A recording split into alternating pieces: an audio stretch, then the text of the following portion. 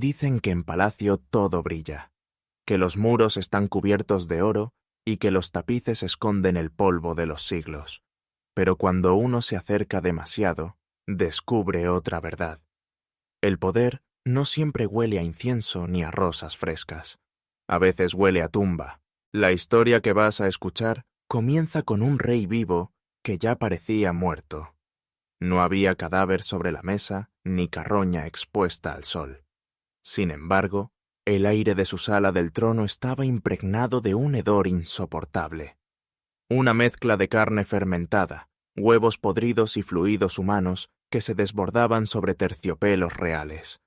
Era como entrar a un mercado olvidado en pleno verano, donde la carne se pudre bajo el sol sin que nadie se atreva a retirarla. Ese rey se llamaba el hedor, y aunque la corona brillaba sobre su frente, su cuerpo era un pozo de podredumbre ambulante. Bajo un abrigo púrpura manchado de saliva y sudor agrio, la piel se inflamaba cada día. Supuraba pus espeso, se hinchaba como un cerdo cebado a punto de reventar. El vientre parecía un tambor relleno de gases y líquidos, listo para explotar en cualquier momento. Los cortesanos lo miraban en silencio. Nadie se atrevía a respirar demasiado fuerte. Nadie mencionaba lo evidente, porque nombrar la peste era desafiar al poder. Y en esos muros el poder podía costar la cabeza. El rumor corría como plaga. Más allá del trono, en las cocinas, en los establos, en las plazas del pueblo, se hablaba de un rey que apestaba a muerte aún estando vivo. El hedor no se quedaba encerrado. Se escapaba por las grietas del palacio como si fuera humo negro. Los embajadores que llegaban de tierras lejanas apenas podían sostener la mirada. Algunos pensaban que el cadáver de un animal estaba escondido en algún rincón. Pero no. La carroña era el propio monarca, un hombre que, en lugar de inspirar respeto, despertaba repulsión. Ese era el pacto tácito de la corte. Fingir que todo estaba bien, que el rey seguía siendo la encarnación de la gloria, aunque su carne chorreara enfermedad. Cada paso sobre la alfombra roja era rendirse ante la degeneración. Una alfombra que brillaba por fuera, pero que escondía el olor a sangre coagulada por dentro. Así funcionaba el poder absoluto. Brillaba como oro por fuera, pero se fermentaba por dentro hasta devorar la carne viva que lo sostenía. Esa fue la primera lección que dejó el hedor, que detrás de la corona podía esconderse un cuerpo en ruinas, un hombre convertido en tumba viviente. Y mientras el rey se pudría en su propio trono, los murmullos crecían. Se decía que no era el único, que en otros reinos había locuras igual de pútridas, reyes de cristal que temían quebrarse con una caricia, emperadores que reían hasta morir ahogados, sultanes envueltos en pieles que sumergían harenes enteros bajo aguas oscuras. El hedor era solo un ejemplo, un aviso de lo que vendría, porque la enfermedad del poder no era un accidente. Era una semilla plantada desde generaciones atrás, un árbol enfermo que nadie podaba. Y como en los campos de cualquier rancho mexicano, cuando un árbol no se poda, sus ramas se tuercen, se llenan de plaga, y al final el fruto nace podrido. Esa fue la raíz del mito de la sangre azul, un invento para justificar linajes enfermos, padres que ofrecían hijas como monedas de paz, tíos que tomaban sobrinas como esposas, primos que engendraban futuros monarcas deformes, sangre azul para el campesino ingenuo. Pero dentro de los muros, lo único que corría era sangre coagulada, débil, atrapada en su propio círculo de incesto. El rey que olía a tumba nos abre la puerta a un tapiz de historias donde la carne coronada se pudre desde dentro. Y esta es apenas la primera página. En los Con cada libros de botín historia se sonreía, habla de la no como un sangre ladrón de azul callejón, como si fuera sino un como un privilegio niño divino, que se lleva una como si canica los reyes y escondida. las reinas llevaran en las venas un metal sagrado que los hacía diferentes del pueblo. Pero en realidad, la sangre azul fue un cuento, un invento para justificar linajes torcidos, matrimonios forzados y generaciones enteras de cuerpos deformes. La verdad era mucho más oscura. Esa sangre no era azul, era coágulo rojo estancado, era herencia podrida. Era el mismo líquido que corre por las venas de cualquier campesino, pero debilitado por siglos de encierro entre las mismas familias. Era un río sin corriente, lleno de lodo y de mosquitos. En la Europa medieval, los matrimonios se pactaban no por amor, sino por conveniencia. Padres que entregaban hijas como si fueran monedas.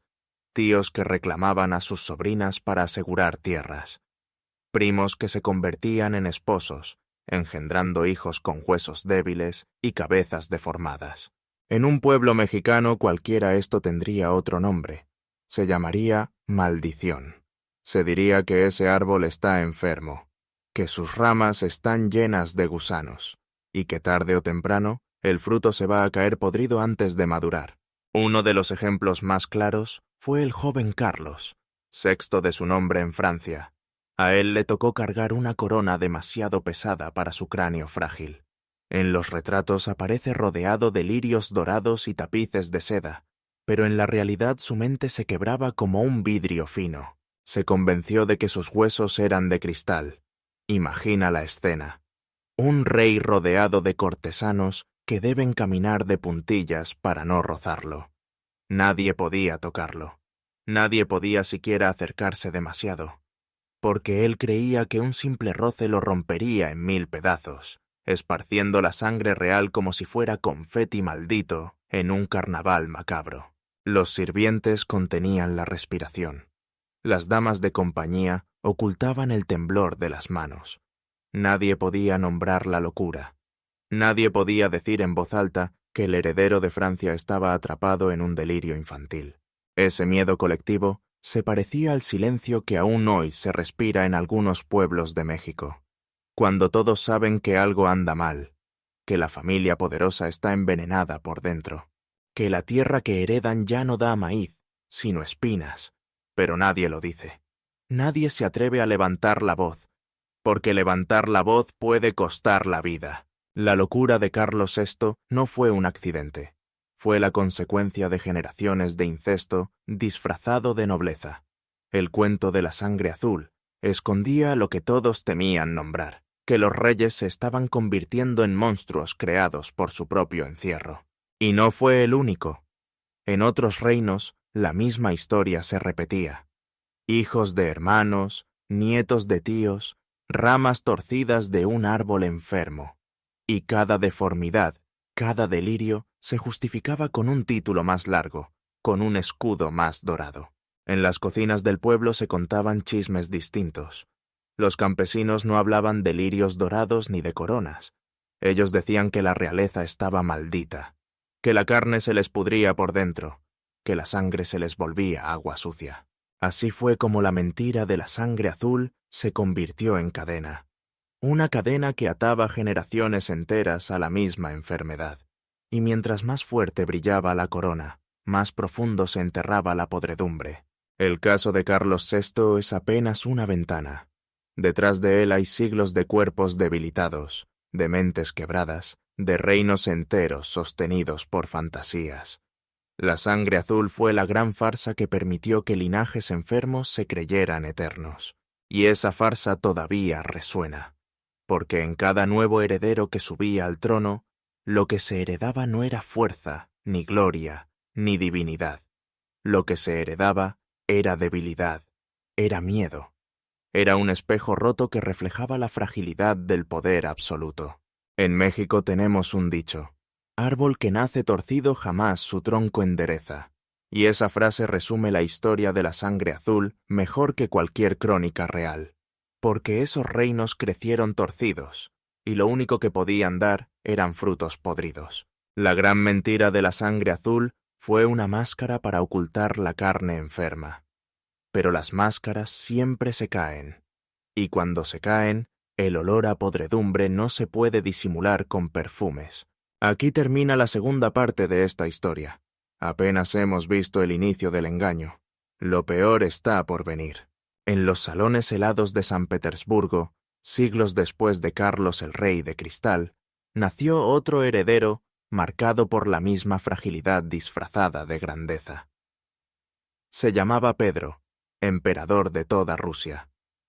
Su infancia no fue la de un monarca destinado a gobernar ejércitos, Fue la de un niño travieso, con manos inquietas, más atento a los juegos que al gobierno. Desde joven, Pedro descubrió un placer extraño. Mientras los diplomáticos discutían tratados y alianzas, él aprovechaba para meter la mano en sus bolsillos. Robaba relojes como si fueran juguetes. Con cada botín sonreía, no como un ladrón de callejón, sino como un niño que se lleva una canica escondida. Los cortesanos fingían no ver. ¿Quién se atrevería a acusar al zar? Pero la noticia corría por los pasillos. Se decía que el emperador encontraba más gusto en vaciar bolsillos que en llenar graneros, que prefería contar relojes ajenos antes que contar soldados en el campo de batalla. Su esposa, Catalina, no era ciega. Ella entendía que detrás de la sonrisa infantil había un peligro. Mientras él jugaba con muñecos de hojalata y uniformes prusianos de juguete, ella ya afilaba cuchillos en la penumbra. No era la política lo que lo hundía, era su propia torpeza de niño grande. Un emperador con manos de ladrón y voz de marioneta. En cualquier pueblo de México se diría así: el chamaco nunca creció. Se quedó atrapado en la edad del juego. Pero la diferencia era que este niño tenía en las manos el poder de un imperio. Y un imperio no se gobierna con travesuras. Más al sur, en otro continente, otro monarca compartía la misma enfermedad disfrazada de poder. Era Farouk I, rey de Egipto en el siglo XX. A diferencia de Pedro, no necesitaba robar en secreto. Él robaba a la vista. Los banquetes eran su escenario favorito. Se sentaba a la mesa rodeado de ministros, embajadores y diplomáticos.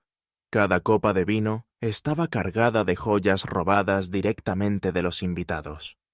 Al terminar un apretón de manos, los embajadores descubrían sus muñecas vacías.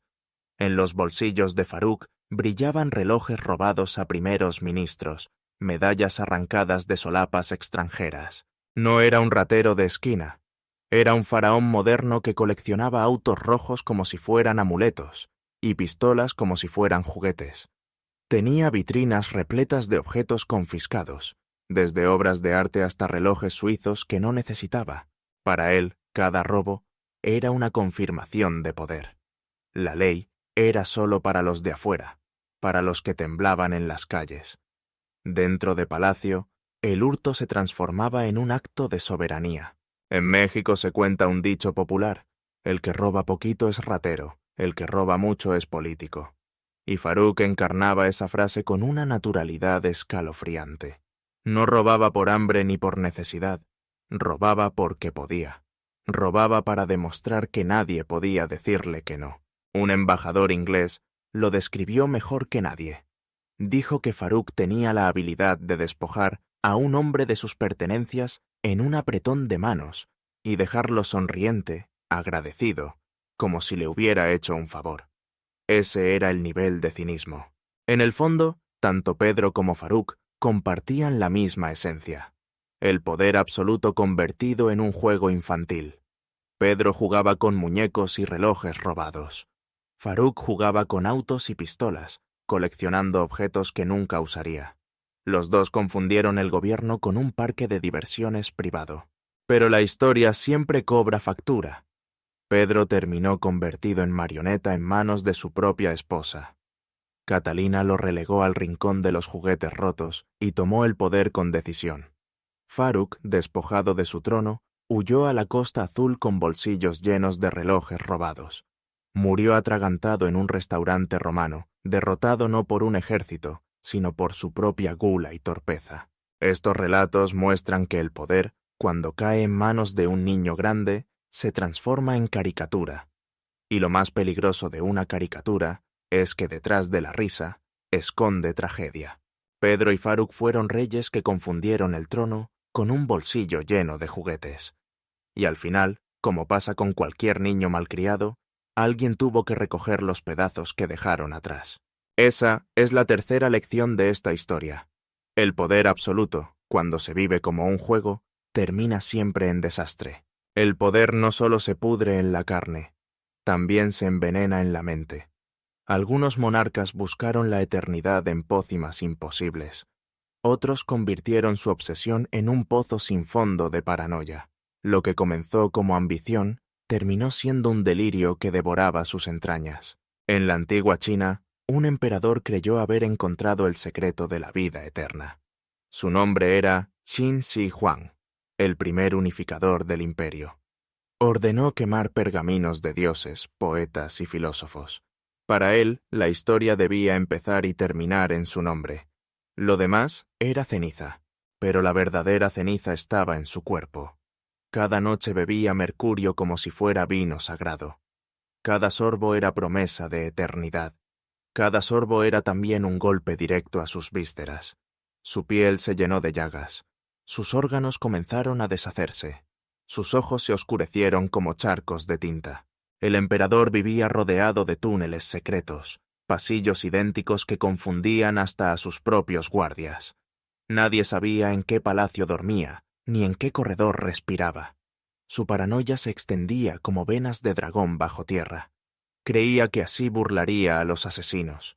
No entendía que el enemigo real ya estaba en su sangre, corriendo como veneno líquido. Los cronistas cuentan que cuando murió, sus generales disfrazaron el cadáver. Lo subieron a un carruaje real y lo rodearon de barriles de pescado podrido para ocultar el hedor.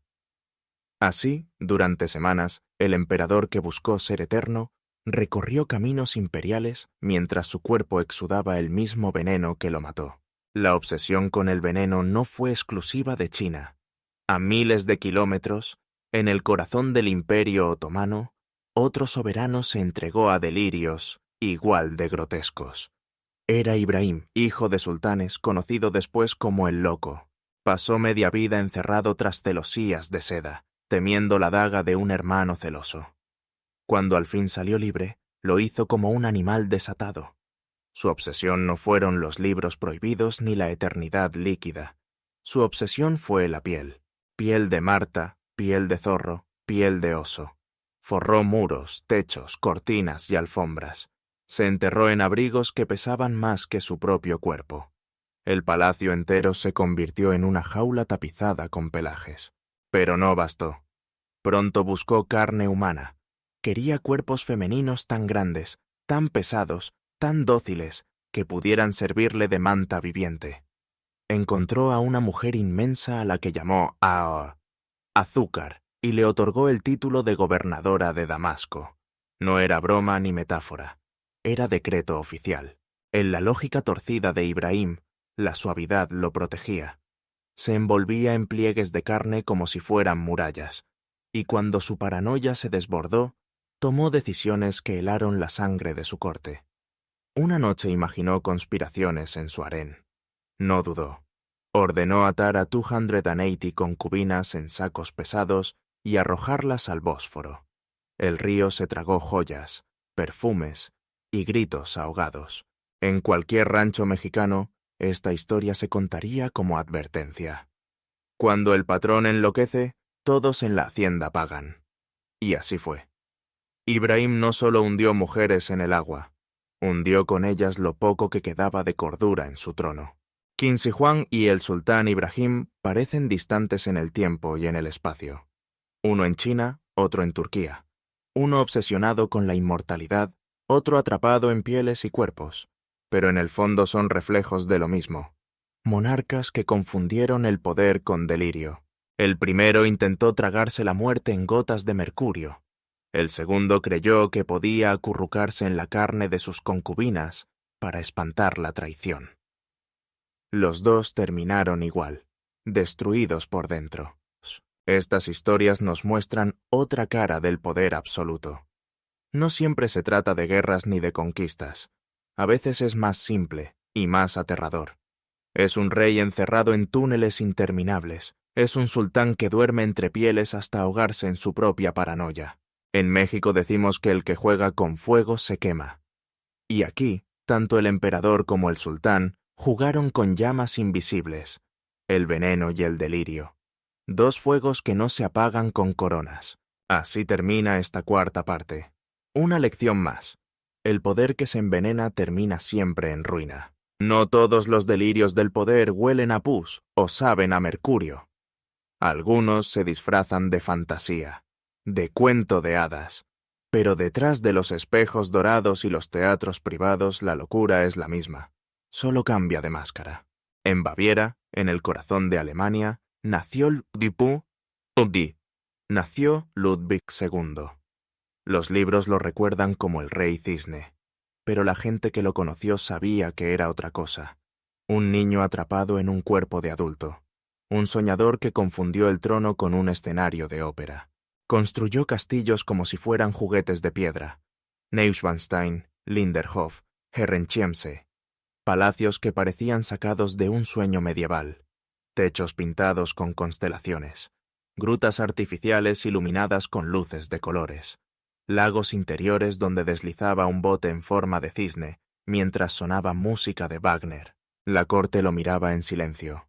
Fingían que todo estaba bien, que su rey era un visionario, un mecenas de las artes, pero en los pasillos se murmuraba otra cosa, que Ludwig prefería el silencio de sus fantasmas al murmullo hipócrita de los ministros, que cada noche cenaba solo, rodeado de sillas ocupadas por presencias invisibles. Los criados debían servir platos en mesas interminables, sopas, vinos, carnes asadas, aunque no hubiera nadie más que él. Brindaba con María Antonieta, con Luis XIV, con héroes muertos que nunca respondían. Cuando algún criado hacía un ruido, aunque fuera el chasquido de un diente, Ludwig se encolerizaba. Una vez mandó arrancar la dentadura completa de un sirviente por interrumpir su fantasía. De día dormía. De noche recorría los bosques en trineos sin nieve, arrastrados por caballos engalanados como caballeros de ópera. En su mundo no existía el sol, solo la penumbra de un teatro eterno. En cualquier rancho de México, la gente habría dicho lo mismo. El patrón está embrujado, vive rodeado de fantasmas y ya no distingue el mundo real del mundo de sus sueños. Pero Ludwig no fue el único en confundir el poder con fantasía. Siglos antes, en Roma, otro emperador llevó la farsa aún más lejos. Su nombre todavía estremece. Calígula. Calígula convirtió el imperio en un carnaval grotesco. Un día se vestía de Júpiter, al siguiente de Venus. Ordenaba sacrificios en su honor, elevaba plegarias hacia su propio reflejo. Era dios y diosa, según el calendario que él mismo inventaba. Su caballo Incitatus dormía sobre cojines de seda bajo candelabros de ónix. Comía avena espolvoreada con oro. El emperador lo nombró cónsul, consejero, y hablaba de hacerlo sacerdote. Cada relincho se anotaba en actas oficiales, pero lo más absurdo ocurrió en la bahía de Nápoles. Calígula mandó construir un puente flotante de 3 millas para cabalgar sobre el mar. No lo hizo por estrategia militar. Lo hizo para desafiar una profecía que decía que jamás tendría más poder que un rey jinete.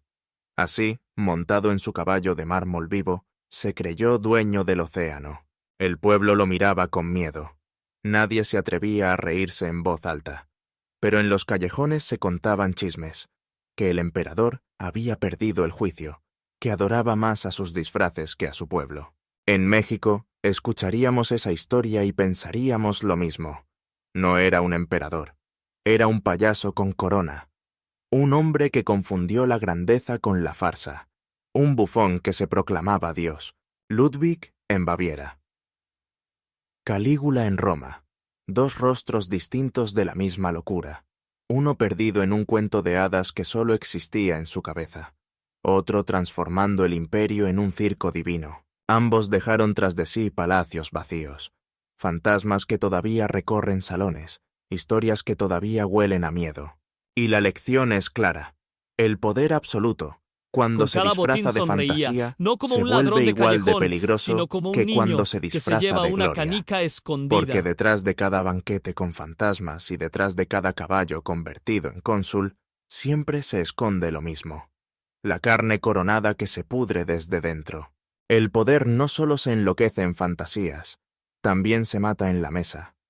Algunos reyes convirtieron el banquete en sentencia, no de sus enemigos, de ellos mismos. En Suecia, en pleno siglo XVIII, reinaba Adolfo Federico. Los cronistas lo describen como un hombre de apetito insaciable. No era un simple comelón, era un estómago con corona. Una tarde de invierno, los sirvientes vieron desplegarse un banquete que parecía no tener fin. Langostas hervidas, arenques ahumados, col fermentada, caviar por montones. La mesa era un océano de manteca y sal. Adolfo devoraba plato tras plato sin detenerse. Cuando por fin se limpió los labios, no fue para descansar, fue para atacar una torre de pastelillos sembla, uno tras otro. 10, 12, 14. La corte miraba aterrada, pero nadie se atrevía a intervenir. El rey sonreía con la boca llena de nata. Y de pronto, el corazón estalló. No lo mató un enemigo, no lo mató un traidor, lo mató su propio estómago inflado como vejiga de manteca. Los cronistas oficiales suavizaron el relato. Escribieron problemas digestivos, pero el pueblo no olvidó. En cada invierno, entre semblas y celebraciones, resonaba la historia del rey que se comió a sí mismo. Lo que pasó en Suecia tuvo eco en la península ibérica, mucho antes.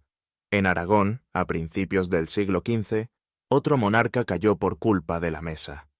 Martín, apodado el Humano, era un hombre dado a los excesos. Esa noche había devorado un ganso entero, acompañado de vino y grasa suficiente para tumbar a cualquiera. Su bufón, buscando alegrar la sobremesa, contó una broma. Un ciervo colgado de un árbol robando higos. Nada más. Ni siquiera era graciosa. Pero Martín, inflado de vino, soltó una carcajada violenta. La risa se convirtió en tos, la tos en convulsión, y la convulsión en asfixia. El rey se desplomó sobre la mesa, aún manchada de grasa de ave. Entre copas volcadas y velas titilantes, su corazón se rompió como tambor podrido. Así terminó, no con espada ni traición. Lo mató la risa de un bufón. En cualquier pueblo de México se contaría así. Murió de gula, murió de risa. Dos muertes tan absurdas que parecen invento de corrido. Pero eran reales, y quedaron en los anales de la historia como advertencias disfrazadas de chiste. Adolfo Federico y Martín de Aragón muestran otra cara del poder absoluto. El cuerpo inflado por exceso, la garganta rota por carcajadas sin control. Dos monarcas que confundieron la mesa con el altar del poder. Y hay algo más. En sus cortes nadie se atrevió a detenerlos. Nadie levantó la voz. Nadie dijo «basta», porque en esos tiempos, como en los nuestros, era más seguro callar que arriesgar la cabeza. El banquete mortal de Adolfo y la carcajada de Martín no fueron accidentes. Fueron la consecuencia de un sistema que prefería lustrar coronas oxidadas antes que enfrentar la verdad. El poder absoluto convierte hasta la comida y la risa en veneno. En México tenemos un dicho: panza llena, corazón contento. Pero en estas historias la panza llena fue la tumba, y la risa, en lugar de alegría, fue sentencia. El mensaje es claro: el exceso también mata. Y cuando un rey se siente intocable, ni la mesa ni la carcajada están libres de convertirse en verdugos. En Inglaterra, bajo bóvedas frías de piedra, la corte de Enrique VIII conoció el rostro más grotesco del poder. Este rey colosal, famoso por sus bodas y sus decapitaciones, terminó convertido en un cuerpo arruinado por dentro. Su pierna, abierta desde un torneo maldito, nunca sanó. Cada mañana supuraba litros de pus. Los médicos, temblorosos, raspaban la herida con cucharillas de plata. Sacaban coágulos como quien corta manteca rancia, pero el hueco se volvía a llenar, una y otra vez. Los criados aprendieron a reconocer su cercanía no por la voz, sino por el olor. A 3 habitaciones de distancia, ya se sentía la mezcla de carne muerta y orina dulce. Un dulzor amargo que atraía moscas hasta sus sábanas. El palacio entero olía a tumba. Enrique pesaba tanto que no podía subir escaleras sin ayuda de poleas. Su cuerpo de 180 kilos era izado como costal de grano. Ni la cama real soportaba su peso sin refuerzos de madera. Y aún así, el rey seguía creyéndose la encarnación de la virilidad. Entre dolor y fiebre, firmaba sentencias de muerte al amanecer. Por la noche, olvidaba los nombres de los ejecutados. La crueldad y la paranoia lo consumían. Veía enemigos en cada esquina. Su mente oscilaba entre delirios de grandeza y miedo de traiciones invisibles. En cualquier pueblo de México, la gente habría dicho lo obvio. El patrón ya se está pudriendo vivo. Y, sin embargo, nadie se atrevía a decirlo en voz alta. Era más seguro besar una mano ulcerada que perder la propia en la cesta del verdugo. Mientras tanto, en el Imperio Otomano, otro monarca caía en una espiral de miedo. Ibrahim, recordado como el el loco, ya había cubierto sus palacios con pieles y carne humana, pero lo peor aún estaba por llegar. Su paranoia lo desbordó. Una noche, convencido de que sus concubinas conspiraban en su contra, dio la orden. 280 mujeres fueron atadas en sacos pesados y arrojadas al Bósforo. El río se tragó seda, perfumes, joyas y gritos. El agua devoró vidas enteras, solo para calmar el miedo de un hombre. Uno de esos cuerpos sobrevivió. Una mujer que se convirtió en espectro vivo. Llevó su testimonio a marineros franceses, y de puerto en puerto se contó la historia del sultán que hundía vidas mientras se enterraba en pieles. Así, tanto en Inglaterra como en Estambul, el poder se convirtió en gangrena y paranoia. Enrique se deshacía gota a gota. Ibrahim arrojaba cuerpos para no enfrentar sus fantasmas. Dos monarcas separados por siglos y kilómetros, unidos por el mismo veneno, la impunidad absoluta. En México hay un refrán: el miedo no anda en burro, corre más rápido de lo que imaginamos, y en los palacios reales, ese miedo corría como peste. Infectaba muros, conciencias y decretos. El resultado fue el mismo: carne descompuesta en Inglaterra, cuerpos hundidos en Turquía. Dos mundos distintos que nos enseñan la misma lección. Cuando el poder no tiene freno, se pudre en gangrena y se ahoga en paranoia. El poder absoluto puede disfrazarse de gloria, de religiosidad, de lujo. Pero los documentos, las actas y los archivos guardan otra cara. Esa cara que los cronistas intentaron tapar con tinta dorada. Esa cara que se esconde en decretos absurdos y en órdenes escritas por manos temblorosas. Cristián VII de Dinamarca fue ejemplo claro. A simple vista parecía un rey cualquiera, coronado, con embajadores a su mesa. Pero por dentro era un tambor hueco. No conocía la quietud. Podía sonreír frente a ministros y, de pronto, alzar la mano y golpear la mejilla de un diplomático como quien espanta una mosca. Nadie protestaba. Nadie se limpiaba la cara, porque aquel golpe, humillante y absurdo, era también recordatorio de que el poder no pedía permiso. Cuando caía la noche, Cristián se desnudaba de protocolo, corría por los corredores como niño sin reglas, lanzaba jarrones contra paredes tapizadas de genealogías centenarias, saltaba sobre mesas servidas para banquetes solemnes. Y lo más delirante, en plena reunión de ministros, nombró a su perro consejero de Estado. No era chiste, era decreto. El animal recibía órdenes. Los ministros obedecían entre reverencias, cada ladrido se anotaba en actas oficiales. Aquí es donde entran los archivos. Los papeles no mienten, conservan esa huella ridícula, conservan la mancha. Cada firma del rey, cada decreto dictado bajo fiebre de locura, quedó registrado. En cualquier pueblo de México lo diríamos sin rodeos. Dejaron que el loco escribiera la historia. Y lo peor es que todos aplaudieron mientras el perro se convertía en ministro. Los archivos guardan también listas que la corte prefería olvidar. Bufones asesinados porque sus chistes eran demasiado reales. Concubinas lanzadas al río porque representaban un peligro inventado. Médicos castigados por curar demasiado lento. Detrás de cada sello de cera roja se escondían secretos de sangre y pus. Los tapices narraban victorias bordadas en oro, pero debajo había manchas ocultas. El pueblo lo sabía. Aunque no pudiera leer, entendía que en palacio la risa y la sangre iban de la mano. Que cada decreto absurdo se escribía sobre espaldas encorvadas de campesinos que sostenían el peso del reino. Los archivos no mienten. Aunque la historia oficial los barnice, aunque los manuales escolares los edulcoren, las huellas quedan. El caso de Cristián VII demuestra algo claro.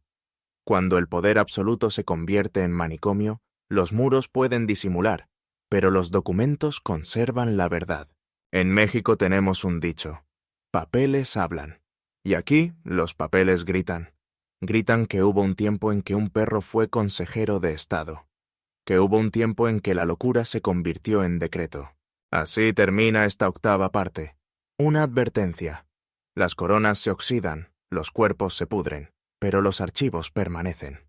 Y ellos no saben mentir. Las coronas no solo heredan gloria, también heredan podredumbre.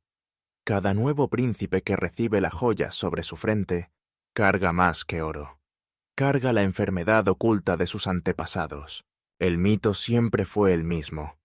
Sin reyes, el mundo se derrumba.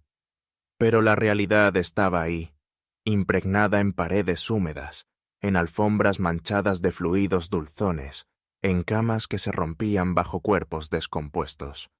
El trono no era símbolo de eternidad, era un ataúd abierto que respiraba. Enrique VIII dejó más que órdenes de decapitación.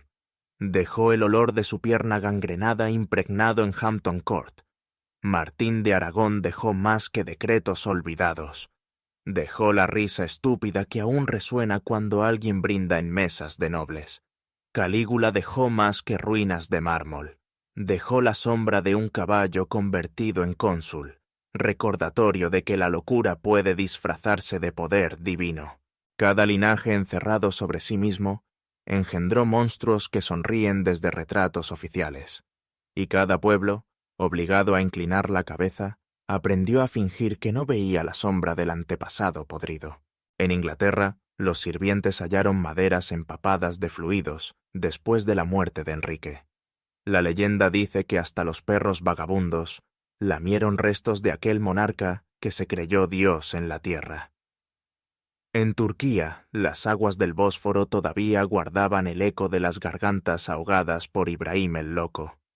En Baviera, los castillos de Ludwig permanecieron como mausoleos abiertos, recordando cenas con fantasmas. El pus también se hereda, no solo en la sangre, sino en el silencio. El silencio de cortes enteras que preferían callar. El silencio de pueblos enteros que se acostumbraron a agachar la cabeza. En México decimos que la herencia no siempre es bendición. A veces es maldición. Y en la historia de los reyes, esa maldición se transmitía de generación en generación. No eran tierras fértiles ni cosechas abundantes. Era gangrena. Era miedo. Era debilidad disfrazada de heráldica. El niño que recibía la corona no heredaba fuerza. Heredaba un anillo de oro que se incrustaba hasta la médula, junto con delirios, heridas abiertas y miedos antiguos. Los retratos pintados ocultaban la verdad. Los escudos grabados en vitrales tapaban las grietas, pero las paredes de mármol susurraban el precio. Cada trono sostenía la podredumbre de siglos, y el pueblo lo sabía, aunque nunca pudiera decirlo en voz alta. Porque en cada alabanza, en cada misa por la salud del rey, en cada grito de «larga vida al monarca», había un murmullo más profundo. Un murmullo que decía, la carne se pudre, pero el poder se repite. Así fue como el pus se convirtió en herencia. Una herencia que no aparece en testamentos, pero que marca la historia. La herencia del silencio, de la cobardía, del miedo a decir basta. En los archivos quedó escrito con tinta. En las piedras quedó grabado con manchas. Y en la memoria del pueblo quedó guardada la certeza. Que las coronas se heredan, y el pus también. Cada grieta del pasado deja un eco, un murmullo que no se apaga. Los reyes podridos ya no están. Sus cuerpos se disolvieron en pus, en mercurio, en risas torcidas y en mesas de banquete. Pero lo que sembraron sigue vivo. El poder absoluto nunca muere. Se disfraza, se maquilla, cambia de trono, de palacio, de uniforme. Antes se envolvía en terciopelo. Hoy se esconde en trajes de seda o en corbatas planchadas. Pero el veneno es el mismo. Los cronistas oficiales barnizaron la historia. Pulieron estatuas, taparon manchas, Transformaron carne podrida en mitos de nobleza. Pero la carne no miente. La carne gotea, mancha documentos, impregna las paredes. La risa de Martín, el jadeo de Enrique, la paranoia de Ibrahim, la gula de Adolfo, el insomnio teatral de Ludwig, la divinidad falsa de Calígula. Todas son formas distintas del mismo veneno, la impunidad absoluta. Y aquí viene la pregunta. ¿Qué pasa cuando nadie se atreve a decir basta? ¿Cuántos reyes más? ¿Cuántos presidentes, cuántos ídolos modernos repiten hoy las mismas locuras bajo luces LED? Los delirios que antes se tejían en salones de mármol, hoy se esconden en oficinas con vidrios polarizados. Antes se hablaba de caballos convertidos en cónsules. Hoy se habla de títeres disfrazados de ministros. Antes los banquetes se servían con gansos enteros y vino especiado. Hoy se sirven contratos millonarios y privilegios ocultos. La esencia no ha cambiado. El poder absoluto sigue creyéndose eterno. Y el silencio de quienes lo rodean lo alimenta. En México lo sabemos bien. El que calla, otorga. Y cuando un pueblo entero guarda silencio, la corona, sea de oro o de plástico, pesa igual y huele igual. Por eso importa recordar. Importa mirar de frente el pus, la risa, la carne inflada. No para regodearse en la miseria, sino para entender de qué está hecho realmente el poder cuando se cree eterno. Que esta podredumbre no se quede encerrada en un archivo, que no se disuelva en museos silenciosos, que se cuente una y otra vez, porque si se esconde, se repite, y si se repite, el precio lo paga siempre el pueblo. Las espaldas que sostienen palacios, las manos que labran tierra sin cosecha, las gargantas que se ahogan en silencio. Cada generación hereda dos cosas, el mito del poder y la oportunidad de romperlo. La historia ya nos enseñó qué pasa cuando nos quedamos callados. Reyes que se creyeron de cristal, emperadores que tragaron mercurio, sultanes que se envolvieron en pieles humanas, monarcas que murieron de risa o de gula. Todos cayeron. Todos dejaron tras de sí un hedor imposible de ocultar. Hoy la pregunta sigue abierta. ¿Nos atrevemos a mirar de frente? ¿O preferimos besar otra mano ulcerada para salvar la propia? El ataúd simbólico del trono sigue abierto. Y cada vez que alguien acepta una corona, sea en palacio, en oficina o en pantalla, las paredes vuelven a murmurar. La única diferencia está en nosotros, en atrevernos a escuchar ese murmullo, en atrevernos a decir basta.